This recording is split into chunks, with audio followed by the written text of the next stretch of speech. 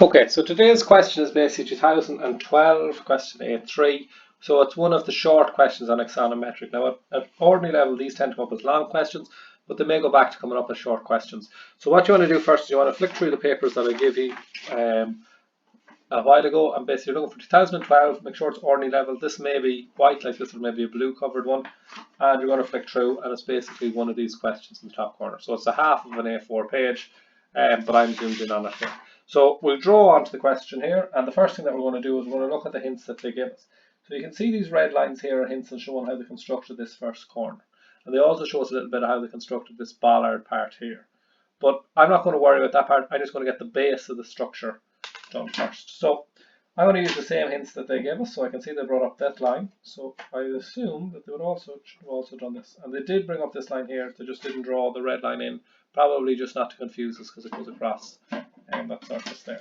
What you can see here is they brought these down at 30 degrees. So I must also do the same here. So bring these down. Okay. Now, if we read the question, they show that this is incomplete. So obviously, if it's incomplete, that should have been extended on. So it should look something like this. Obviously, this one here is tilted at a slightly different angle. So what I'll do is I'll bring that out to meet it. Bring that out to meet that. And you'll notice that they line up exactly on that. Same here. Now, we don't draw any hidden detail here. So this would technically continue on here and meet this and this here, and there'll be a hidden line if we could see hidden lines in isometric views, but we can't. So what I'm going to do first, I'm going to maybe take a pinkish colour here, and I'm just going to highlight what I have. This bit here would be complete, or maybe I'll finish off that part there. And do I have my black? Okay, so that will be completed there. Now the only reason that I'm not, this is what I'm saying with the light pink, heavying in this part of the block, is basically because this upper part of the bollard is probably going to get in the way of some of it and obscure some of the view of it. So I just have that, but you can see basically my cuboid base here is something along the lines of what it is here. Okay, so what we want to do now is we want to get this structure here onto our piece. So again, we're going to take our red pen and we're going to bring down all the points that we have. So we can see that they brought down the bottom one, but they forgot about this one obviously, which by pure coincidence hits across that, and maybe I'll do that first.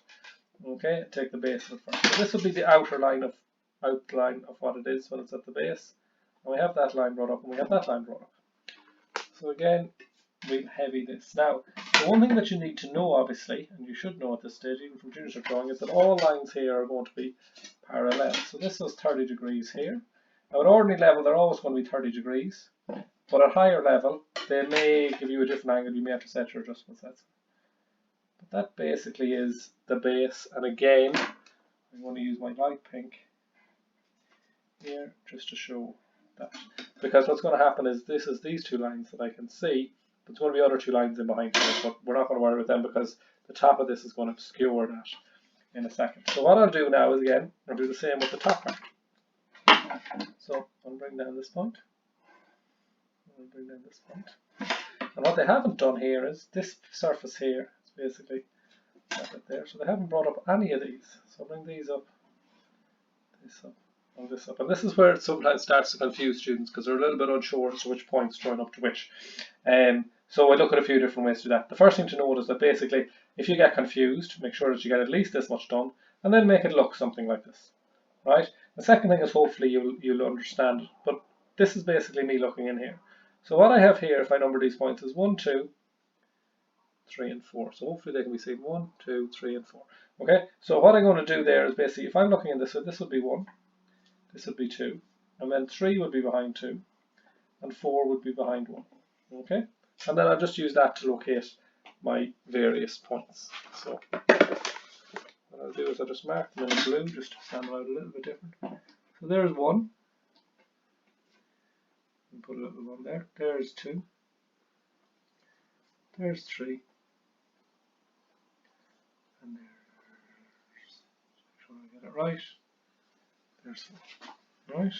And 1 joined to 2, joined to 3, joined to 4 in this view, so 1 must join to 2, must join to 3, must join to 4. And what you'll notice is basically